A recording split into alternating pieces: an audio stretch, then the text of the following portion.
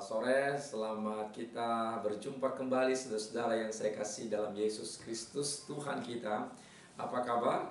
Saya percaya bahwa semua saudara-saudara yang setia mengikuti pemberitaan firman Tuhan lewat channel ini, saudara-saudara dalam keadaan sehat, dalam keadaan baik, dan terus diberkati oleh Tuhan. Sebelum kita mendengar firman Tuhan, mari kita berdoa. Tuhan Yesus, saat kesempatan ini kami kembali mendengarkan firman Allah. Firman-Mu adalah perkataan-Mu, firman-Mu adalah pribadi-Mu, firman-Mu adalah kudus. Oleh karena itu, berfirmanlah kepada kami, kami siap mendengar. Roh Tuhan pimpin hamba-Mu. Demi Yesus Kristus Tuhan, kami berdoa. Amin. Haleluya. Shalom saudara. Mari kita akan membuka Alkitab kita di dalam Mazmur 139 ayat 1 sampai dengan ayat yang ke-18. Kita akan mendengar pembacaan firman Tuhan. Untuk pemimpin biduan Mazmur Daud, Tuhan, Engkau menyelidiki dan mengenal aku. Engkau mengetahui kalau aku duduk atau berdiri. Engkau mengerti pikiranku dari jauh. Engkau memeriksa aku kalau aku berjalan dan berbaring. Segala jalanku kau maklumi. Sebab sebelum lidahku mengeluarkan perkataan, sesungguhnya semuanya telah kau ketahui ya Tuhan. Dari belakang dan dari depan engkau mengurung aku, dan engkau menaruh tanganmu ke atasku. Terlalu ajaib bagiku pengetahuan itu, terlalu tinggi, tidak sanggup aku mencapainya. Sampai di situ pembacaan Alkitab.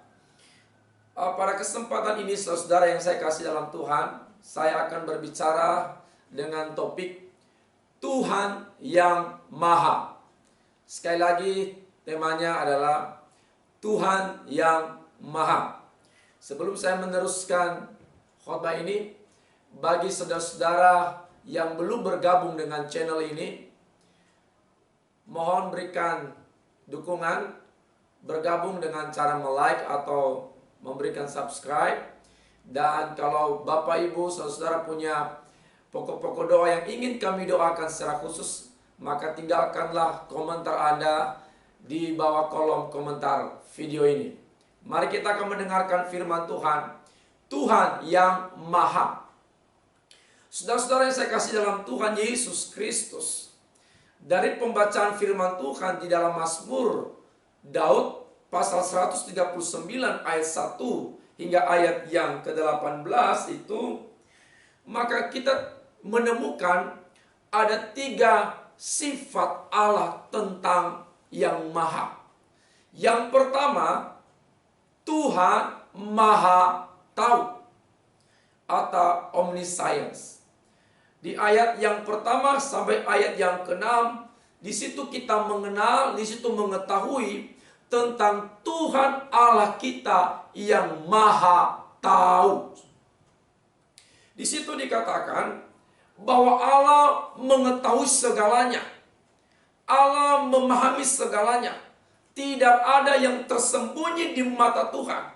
Di dalam Amsal 15 ayat 3 di sana berkata bahwa mata Tuhan ada di segala tempat. Ia mengawasi, ia melihat, ia memperhatikan semua orang, baik orang baik maupun orang fasik. Jadi tidak ada yang tersembunyi di mata Tuhan. Ia mengenal, mengetahui segalanya. Dan di dalam ayat-ayat yang sudah kita baca tadi, di situ dikatakan bahwa Tuhan mengetahui, yang pertama, Tuhan Maha mengetahui segala aktivitas kita. Di masa pandemi ini, semua diwajibkan pakai masker, baik laki-laki maupun perempuan.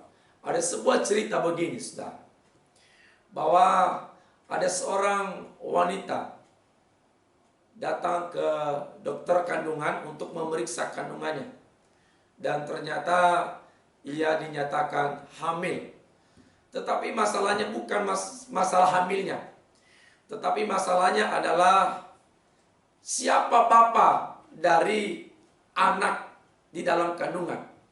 Ketika ditanya, Ibu, tahukah Anda siapakah bapak dari anak yang ada dalam kandungan ibu? Dia bilang, saya tidak tahu. Dokternya kaget. Kenapa Anda tidak tahu? Dia bilang, karena waktu itu adalah dia sedang pakai masker. Jadi tidak tahu. Karena semua pakai masker, ya. Nah, tetapi saudaraku, Allah mengetahui seluruh aktivitas kita. Tidak ada sesuatu pun yang bisa disembunyikan di mata Tuhan. Di ayat yang kedua dan ayat yang ketiga di sana dikatakan tadi bahwa Allah mengetahui aktivitas pikiran kita. Firman Tuhan tadi berkata begini, Tuhan, Engkau mengetahui pikiranku. Dia mengetahui, dia memahami, mengenal seluruh aktivitas pikiran kita. Apa yang sedang kita pikirkan, apa yang kita renungkan, apa yang sedang ada di dalam otak kita, yang sedang kita rencanakan, wacanakan, Tuhan tahu. Jadi saudara-saudara yang saya kasih dalam Tuhan, walaupun suamimu tidak tahu, istrimu tidak tahu, orang tuamu tidak tahu apa yang sedang kau pikirkan, tapi Tuhan tahu. Tuhan tahu kalau pikiranmu jahat, Tuhan juga tahu kalau pikiranmu baik. Tuhan tahu kalau pikiranmu kotor, Tuhan tahu juga kalau pikiranmu suci, pikiranmu kudus, pikiranmu benar. Dalam Filipi di sana pasal yang ke-4 di sana dikatakan bahwa hendaklah pikirkanlah apa yang baik, apa yang benar, apa yang suci, apa yang mulia, apa yang sedap dengar dan lain sebagainya. Ya. Jadi seluruh aktivitas pikiran kita Tuhan tahu. Tuhan tahu ya sekarang apa yang Bapak Ibu sedang pikirkan. Mungkin sedang memikirkan bagaimana caranya membantu orang lain, memikirkan bagaimana caranya untuk menjatuhkan orang lain juga Tuhan tahu. Pokoknya semua yang kita pikirkan, ya. Mungkin engkau sedang memikirkan bagaimana mengembangkan usahamu, bagaimana mengembangkan pekerjaan Tuhan, atau apapun yang sedang kau pikirkan sekarang, memikirkan masa depan, memikirkan pekerjaan, memikirkan pelayanan, memikirkan keluarga, dan lain sebagainya. Tuhan tahu. Oleh karena itu, karena Tuhan mengetahui pikiran kita, maka hendaklah kita memiliki pikiran yang baik, pikiran yang berkenan kepada Tuhan. Kemudian Allah mengetahui aktivitas mulut kita. Ayat yang keempat di sana berkata bahwa sebelum kita pun berkata-kata, sebelum mengeluarkan perkataan, Tuhan tahu. Jadi ingat saudara-saudara, Tuhan mengetahui aktivitas mulut kita. Semua perkataan-perkataan kita Tuhan tahu. Semua ucapan-ucapan kita, kata-kata kita, kalimat-kalimat kita yang setiap hari kita ucapkan, kita keluarkan melalui mulut kita, Tuhan tahu. Oleh karena itu, jagalah aktivitas mulut kita. Jagalah aktivitas lidah kita. Apakah di dalam mulut ini keluar ucapan syukur kepada Tuhan? Apakah di tengah-tengah persoalan, di tengah-tengah pandemi ini, apakah mulut kita penuh dengan ucapan syukur kepada Tuhan? Penuh dengan kata-kata yang baik, penuh dengan kata-kata yang indah kepada Tuhan, penuh dengan kata-kata yang menyenangkan, penuh dengan kata-kata yang membangun, penuh dengan kata-kata yang memberkati, yang meneguhkan orang lain, yang memuliakan Tuhan. Atau sebaliknya, kata-kata kita penuh makian, penuh persungutan, penuh dengan kata-kata kotor, penuh dengan kata-kata jorok, penuh dengan kata-kata yang merendahkan, memfitnah, menghina orang lain, atau penuh dengan kata-kata yang penuh dengan hal-hal yang tidak sopan. Ya, Tuhan tahu. Tuhan perhatikan setiap hari apapun yang kita katakan, Tuhan tahu. Tapi dengar Bapak Ibu, dengar saudara-saudaraku, karena Allah mengetahui aktivitas mulut kita, aktivitas bibir kita, aktivitas lidah kita, maka saya mau katakan, berkata-katalah yang baik, berkata-katalah yang benar, berkata-katalah yang jujur, berkata-kata yang memuliakan Tuhan dan memberkati, membangun, meneguhkan, menghibur sesama manusia.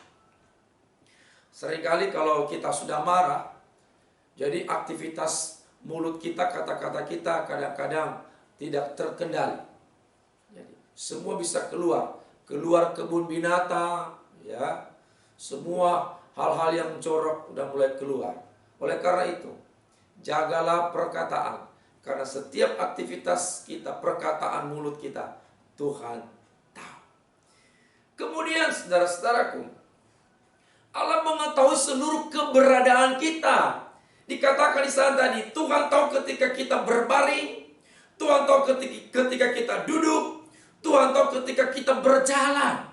Artinya dimanapun kita berada, Tuhan tahu. Jadi kita nggak bisa sembunyi di hadapan Tuhan. Waktu kita berbaring pun Tuhan tahu. Waktu kita pun tidur, Tuhan tahu. Tidur sama siapa, ya kan? Tuhan tahu apakah bapak-bapak tidur sama istrinya atau tidur sama istri orang. Tuhan tahu ketika engkau berbaring sama istrimu atau berbaring dengan sekretarismu, ya toh? Tuhan tahu ketika kau berbaring sama siapa, tidur sama siapa, dengan siapa. Tuhan tahu apakah ibu-ibu berbaring tidur sama suami atau suami orang atau sama laki orang. Tuhan tahu anak-anak muda, engkau tidur sama siapa. Ya kan? Banyak anak-anak muda sekarang udah tidur bareng dengan pacarnya. Ya kan? Saya mau katakan, Tuhan tahu. Engkau mungkin bisa bersembunyi kepada orang tuamu. Tetapi Tuhan tahu kepada siapa engkau berbaring, tidur bersama. Suami boleh menyembunyikan sama istrinya. Ya kan? Istri boleh menyembunyikan kepada suaminya. Tapi dengar baik, Tuhan tahu waktu engkau berbaring. Tuhan tahu ketika kau tidur sama siapa, beraktivitas. Bahkan pada waktu kita tidur pun berbaring pun, Tuhan tahu apa yang kita kerjakan, apa yang kita buat, aktivitas kita apa. Jadi ingat, luar biasa, sampai kita berbaring pun Tuhan perhatikan. Tuhan tahu seluruh keberadaan kita, bahkan ketika kita duduk sama siapa, duduk di mana, ya kan? Apakah kita duduk di gereja atau duduk di lapo, Tuhan tahu. Ya kan? Duduk di kafe, duduk di bar, Tuhan tahu. Jadi dimanapun kita berada, kita duduk dimanapun, Tuhan tahu. Duduk sama siapa, ya kan? Duduk sama teman-teman sambil main judi, Tuhan tahu. Duduk sama teman-teman sambil mabuk-mabuk, Tuhan tahu, ya kan? Duduk sama teman-teman sambil nonton gak jelas, Tuhan tahu. Jadi dengar, seluruh aktivitas kita, keberadaan kita, waktu kita duduk pun, apa yang kita lakukan waktu kita duduk pun, Tuhan tahu. Tetapi saya mau katakan, hendaklah ketika engkau duduk, duduklah di kaki Tuhan, amin. Ya, ketika Tuhan melihat engkau duduk bukan sedang main judi, duduk bukan sedang mabuk, duduk bukan sedang gosip, tetapi ketika Tuhan sedang melihat engkau adalah duduk di kaki Tuhan, duduk sedang menyembah Tuhan, duduk sedang mendengar firman Allah, duduk sedang memuji-muji Tuhan, duduk sedang menyanyi bagi Tuhan. Bukan duduk bareng dengan teman-teman sambil ngegosip, sambil membicarakan orang, sambil menceritakan orang, menceritakan keburukannya lagi. Tapi ketika engkau duduk bersama siapapun, hendaklah engkau duduk sedang melakukan kegiatan yang menyenangkan Tuhan, ya kan? Bukan duduk sedang bagi QQ, duduk sedang bagi kartu remi, ya kan? Duduk sedang melakukan aktivitas-aktivitas yang gak ada maknanya. Tetapi waktu engkau duduklah di kaki Tuhan, duduk sedang mendengar firman Allah, duduk sedang menyembah Tuhan, duduk dan beraktivitas yang benar dan berkenan kepada Tuhan. Tuhan juga tahu, ya, ayat yang kelima dan 6. Tuhan tahu ketika kita berjalan. Luar biasa pengetahuan Allah. Ketika kita berjalan pun Tuhan tahu. Waktu kita berjalan, apa yang sedang kita kerjakan, apa yang kita lakukan, Tuhan tahu. Waktu kita berjalan, kemana kita berjalan, Tuhan tahu, ya kan? Berjalan ke gereja kah? Atau berjalan kemana kan, Tuhan tahu.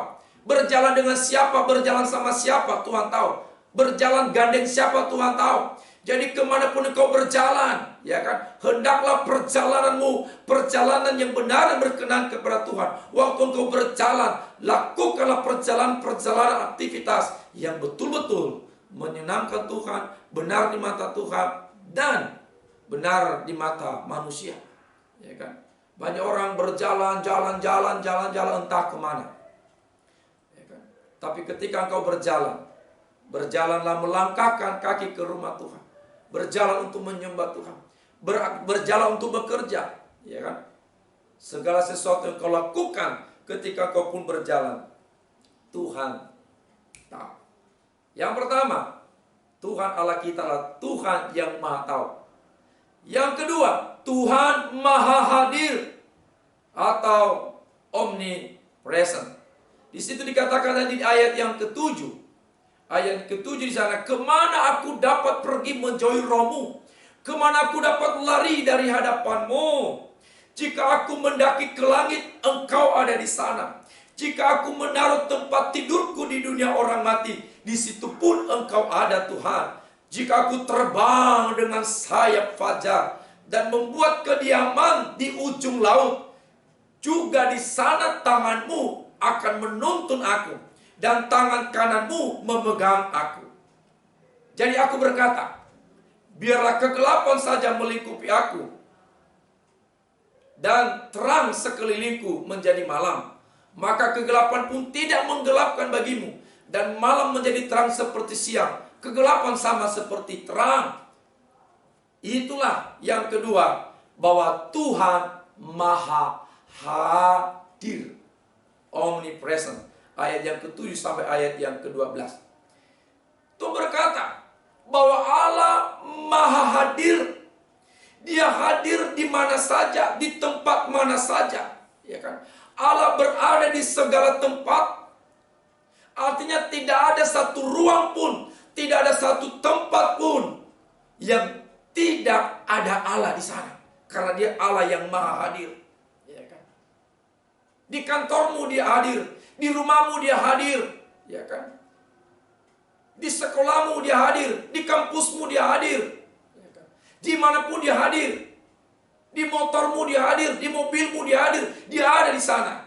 Dia sedang memperhatikan engkau karena Dia Allah yang Maha Hadir. Bahkan dikatakan tadi Alkitab, di langit pun Tuhan hadir di sana. Di langit Tuhan hadir di sana. Jadi Bapak Ibu ketika naik pesawat, jangan takut walaupun cuacanya buruk. Kalau Allah menghendaki mengizinkan engkau berangkat ke suatu tempat dengan naik pesawat, ya kan? Walaupun cuacanya buruk, percayalah di langit pun di sana Tuhan ada. Tuhan bersamamu, Tuhan menjagamu, Tuhan melindungimu, ya kan? Di sana dikatakan bahkan Allah hadir di dunia orang mati pun Tuhan hadir di sana. Ayat yang ke-8 bagian B, ya kan? Jadi sekalipun engkau bersembunyi di dunia orang mati pun Tuhan hadir di sana. Tuhan ada di sana. Tempat mana lagi? Daerah mana? Ruang mana? Yang di sana Tuhan tidak ada. Semua tempat Tuhan hadir di sana. Di dunia orang mati, Dia ada di sana. Bahkan dikatakan Allah hadir di ujung laut, ya kan? Di mana ujung laut? Di sana Tuhan hadir. Artinya apa? Jadi kalau Bapak Ibu, ya kan, berangkat ke suatu tempat juga, misalnya dengan naik kapal laut, jangan takut walaupun badai gelombang datang menerpa. Kalau Allah menghendaki kamu berangkat, ya kan, naik kapal laut, naik perahu, ya kan, Tuhan hadir di sana menyertai engkau. Dia bersama dengan kita karena Dia Allah yang Maha Hadir. Jadi sekalipun engkau bersembunyi di mana, Tuhan ada di sana. Bahkan dikala Alkitab berkata Allah hadir baik waktu gelap maupun terang, Tuhan hadir. Jadi Bapak Ibu saya mau katakan, saudara-saudara yang saya kasih dalam Tuhan, kemahahadiran Tuhan tidak bisa dibatasi, tidak bisa dibendung oleh apapun. Artinya tidak ada satu ruang pun atau tidak ada satu tempat pun yang tersembunyi di mata Tuhan, atau yang tidak ada kehadiran Allah di sana. Saya juga mau katakan kepada saudara, karena Allah kita Allah yang maha hadir. Dia hadir di rumahmu, sekalipun rumahmu kecil. Kalau di rumahmu ada mesbah doa, di rumahmu ada ibadah, di rumahmu ada persekutuan, Tuhan pun hadir di sana. Karena Allah berkata, firman Tuhan berkata, 2-3 orang berkumpul dalam namaku, di situ pun Tuhan hadir. Jadi biarkanlah Tuhan hadir di rumahmu. Ketika ada penyembahan, ada persekutuan, ada mesbah doa yang disampaikan kepada Tuhan. Tuhan hadir memberkati engkau. Karena dia memang Allah yang hadir di mana saja. Ketika kita berseru memanggil nama Tuhan, dia hadir menolong saya dan saudara. Dimanapun kita berada, kehadiran Tuhan, kemahadiran Tuhan menjelaskan bahwa dia Allah yang selalu menyertai kita, Allah yang selalu bersama dengan kita, Allah yang selalu ada bersama dengan kita, Allah yang tidak pernah meninggalkan kita, Allah yang tidak pernah membiarkan kita, Allah yang tidak pernah menjauhkan diri dari kita. Karena dia Allah yang maha hadir, selalu ada bersama dengan kita. Dalam kondisi keadaan situasi pandemi sekarang ini, ya, bahkan new normal yang sedang diterapkan sekarang ini, saya mau katakan kepada Bapak Ibu, kalau engkau selalu mengandalkan Tuhan, berharap kepada Tuhan, dan percaya tentang kemahadiran Tuhan, percayalah, apapun kondisinya, apapun keadaannya, kemahadiran Tuhan terus menyertai saudara-saudara, terus bersama dengan Bapak Ibu. Karena dia Allah yang maha hadir. Suatu saat, suatu waktu, orang-orang tidak akan bisa hadir bersama dengan kita. Suatu waktu orang-orang bisa meninggalkan kita. Sahabat bisa meninggalkan, teman bisa meninggalkan, keluarga bisa meninggalkan, orang-orang, teman-teman kita bisa meninggalkan kita. Tapi dengar baik, Allah selalu hadir bersama dengan kita, kapan saja, di mana saja. Ya kan? Banyak orang sekarang, ada orang-orang yang di masa pandemi ini melakukan pernikahan, ya, tetapi tamu nggak bisa datang, hanya menonton lewat Zoom, ya kan, aplikasi Zoom. Mereka hanya bisa menonton dari media, mereka tidak bisa hadir. Tapi saya mau katakan, walaupun tamu tidak bisa hadir, tetapi Tuhan hadir di sana. Banyak beberapa keluarga-keluarga jemaat yang anggota keluarganya meninggal, sedikit yang hadir. Tapi dengar baik, walaupun sedikit yang hadir, tetapi Tuhan hadir di sana, menghibur seluruh keluarga.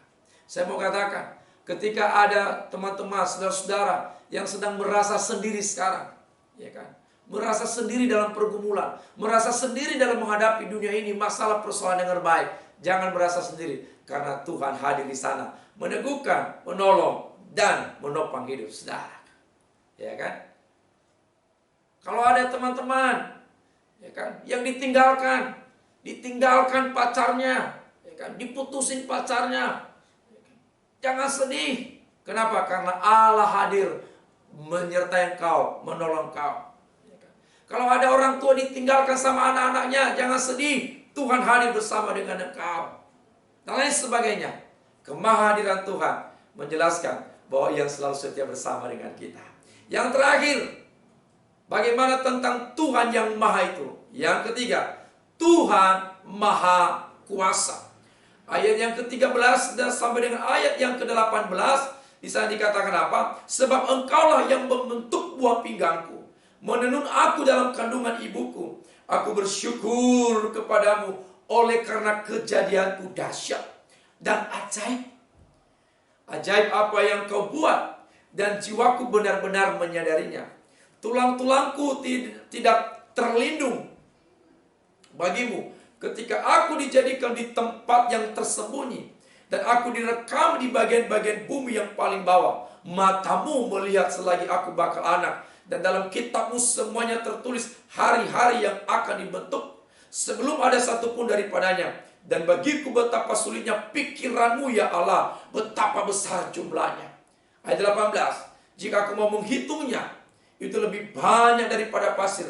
Apabila aku berhenti, masih saja aku bersama-sama dengan Engkau. Oh haleluya. Yang ketiga, saudaraku, bahwa Allah kita adalah Allah yang maha kuasa, yaitu omnipotent.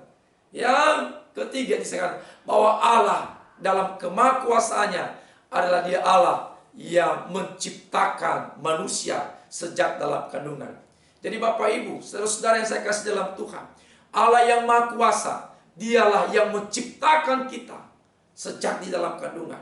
Jadi saya mau tekankan kepada Anda, jangan pernah tidak bersyukur tentang keberadaan kita. Jadi bagaimanapun hidup kita, bagaimanapun keberadaan kita, bagaimanapun kita hari-hari ini, kondisi kita, Tuhan yang menciptakan engkau. Bersyukurlah dengan apa adanya hidupmu. Nggak usah operasi-operasi plastik, ya kan? Nggak usah operasi hidung, nggak usah operasi pipi, nggak usah operasi dagu, ya kan? Operasi alis segala. Dengar baik, Tuhan yang menciptakan itu semua dalam kandungan. Sejak kita dalam kandungan Tuhan sudah menciptakan kita. Ya syukurilah, ya kan? Bersyukur, terima kasih Tuhan buat hidupku. Banyak orang hari-hari ini tidak menerima keberadaannya, dia tidak menerima keadaannya, dia tidak menerima tubuhnya yang diciptakan Tuhan sejak dalam kandungan. Ya kan? Mengapa rambutku keriting? Ya kan? Mengapa kulitku hitam? Mengapa mataku sipit dan lain sebagainya? Sekarang aneh-aneh, yang rambut keriting, ya kan? Ini diluruskan, yang lurus dibuat keriting, ya kan? Alis yang sudah tebal-tebal dibuat jadi tipis gitu ya. Hidung dimancungin, ya kan? Ketika kena sinar matahari meleleh hidungnya. Wah, akhirnya hidungnya rata dengan pipi. Bersyukur, ya kan? Terima kasih Tuhan, udah kulitnya udah bagus. Wah, dibuat macam-macam. Ya. Tuhan menciptakan kita di dalam kemahakuasanya. Dia menciptakan kita sejak dalam kandungan. Jadi terimalah hidupmu apa adanya. Syukuri karena engkau ciptaan Tuhan yang paling istimewa. Engkau makhluk istimewa. Engkau makhluk yang spesial. Katakan terima kasih Tuhan. Terima kasih buat hidup saya. Dan dikatakan bahwa Allah yang maha kuasa, Dia menentukan masa depan seseorang. Ayat 16. Dan Tuhan berkata masa depan kita adalah masa depan yang penuh harapan. Masa depan yang diberkati Tuhan. Masa depan yang penuh dengan kebahagiaan. Oleh karena itu saudara-saudara yang saya kasih dalam Tuhan, kiranya terus kita beriman dan percaya bahwa Allah yang maha kuasa itu adalah Allah yang selalu merancangkan di dalam kemahakuasanya. Dia merancangkan kebaikan bagi kita. Dia merancangkan yang indah dalam hidup kita. Dia selalu merancangkan hal-hal yang mulia dalam hidup kita. Oleh karena itu percayalah bahwa Allah yang maha kuasa sanggup menolong kita. Di dalam kuat kuasanya yang hebat, yang dahsyat, di dalam kuat kuasanya yang besar itu, Ia sanggup menopang kita, sanggup mengangkat kita, sanggup memulihkan kita, sanggup menyembuhkan kita, sanggup membuat kita hidup berkemenangan dalam Tuhan, sanggup melakukan segala perkara yang ajaib, yang dahsyat dan luar biasa dalam hidup kita. Karena Dia Allah yang maha kuasa. Percayalah bahwa apapun yang terjadi, ingat, Dia Tuhan yang maha tahu, Dia Tuhan yang maha hadir, dan Tuhan yang maha kuasa. Yesus Kristus memberkati kita semua. Shalom, haleluya.